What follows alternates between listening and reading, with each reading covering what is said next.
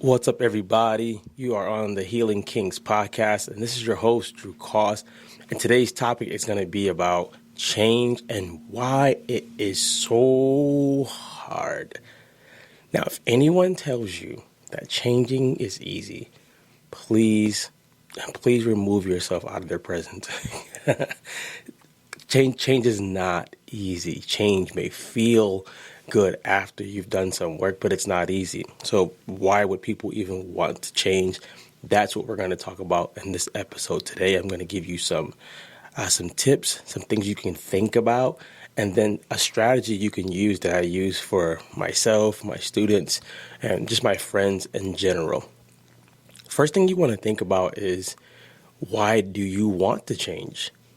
Do you need to change? And who's telling you you have to change? Usually for men, when somebody wants us to change, they let us know that you need to change because, and they give us a reason. Or when you want a child to do something, to change their behavior, to change what they're saying or thinking, you usually try to say, you need to do this because. Usually when Aaliyah is a child that loves taking risk. So if she could, she would jump from the top of the stairs all the way down and be laughing. And I always have to warn her, you can't do this because it's dangerous. So I need you to change about you not thinking that I don't want you to take risk. I don't want you to get a broken leg, a broken arm, and things like that. So we want to think about what's the reason why you want to change. You may not need to. Sometimes we would say that the older somebody is, the harder it is to change or to stop something. I don't believe that. I believe if the desire is to change, there's formulas and strategies and things that person can do. Will it happen as quickly? I believe it's up to the person and the amount of work that they want to do. I've seen, if you guys remember the movie Scrooge, right? He literally was a man that hated being around people, and he acquainted being rich with not being around people. So he was mean. And then these three ghosts visited him one night, and he changes overnight. So let's get into some real life stuff. For me, when I show people or I help people change things, habits, belief systems, weight loss, whatever it is, I usually ask them to think about it like this. Whatever that thing is, it has to somehow be painful in the past, painful in the present, and painful in the future for you to want to change and for you to actually do the work to change. Ideally, you would want someone to have this knowing that this is going to be painful if I don't change it. It was painful then, it's painful now, it's going to get worse if I don't change it. You want them ideally to also have this in their head that there's some pleasures throughout the whole process too. Like if I change, it'll be pleasurable now and later. The thing with that is it may not be pleasurable while they're trying to change it. One of the things that I wanted to change was receiving help from people and believing that they did not have to hurt me. One of my scares or one of my fears of therapy was if I went to therapy, that the therapist was going to actually use against me the things that I brought to them, or they were going to just come out and just tell my wife that I was crazy. So all these fears were just made up things, but it was a fear. But I had the pain of me being the way I am with some of these habits and things. It hurt in the past.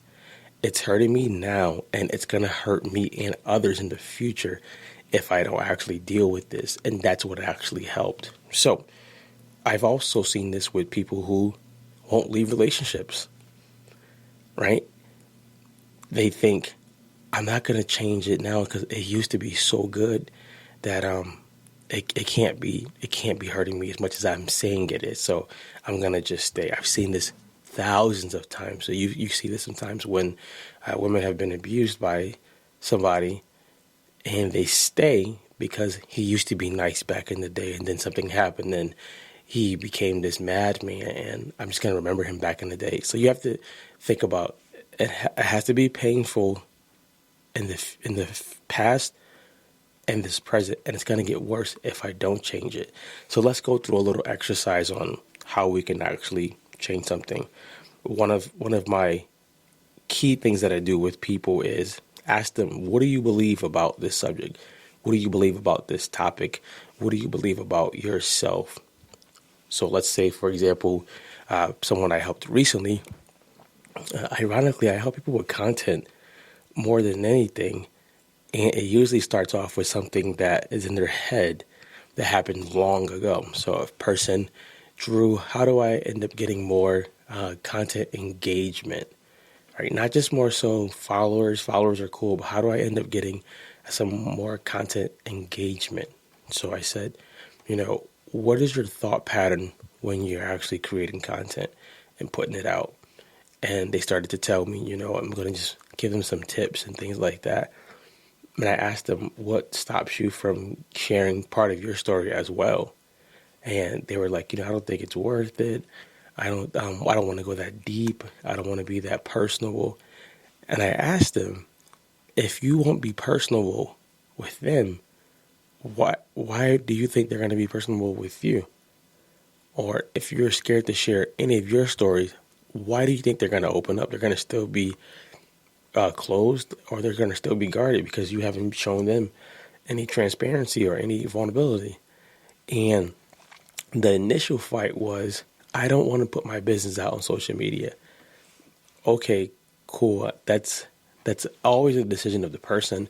I'm not saying that you need to go and make social media your therapist. I wouldn't say that, but you need to think about, if I'm not going to share anything about me, my journey, why would someone want to follow me or do business with me? So the change that needed to happen here was embracing the fact that, I always say this, that transparency is currency. If you're transparent with people, you kind of put down the wall of defense. If you're vulnerable with people, you also allow them to be vulnerable with you. When in exchange, that can be a beautiful business friendship, a business ship, if that's a word. It's not a word, but it's a word today. It could be something great because now our people are looking at you like, oh, this person's human. This person's not perfect, right? The bookshelf right here, right? These are books that I read, right? But if you look, they're not perfect. Some are slanted. Some are my mics and my lenses. They're not perfect. I'm not trying to be perfect. I want to be a voice for you to actually change and to actually feel that you can do greater things, and yes, you're heard. That's more important. I told the person, what's more important, you coming across perfect or you coming across in a way to lead them? They started to change, and as they began to change, they realized, I don't share myself because of what happened in the past. That was painful. What's happening now is painful because I'm not getting any traction and any engagement. And if I don't change this, it's going to get more painful because I'm going to be spending all this money on this business that no one interacts with or buys from. And those three areas of the past, the now, and the future, when they started to change that and they started to just open up a little bit, they started to laugh a little bit more in their stuff. They started to be more transparent. Things started to change. People started to come to them. People started wanting to learn and engage and buy from them. So you have to think, is it painful in the past, future, the past, the now, and then the future? And that allows you to start doing the changing. Something that I also teach them, and I'll teach you today, is a reward system. This is probably one of the biggest ones for me. People do not reward themselves enough when it comes to hard work.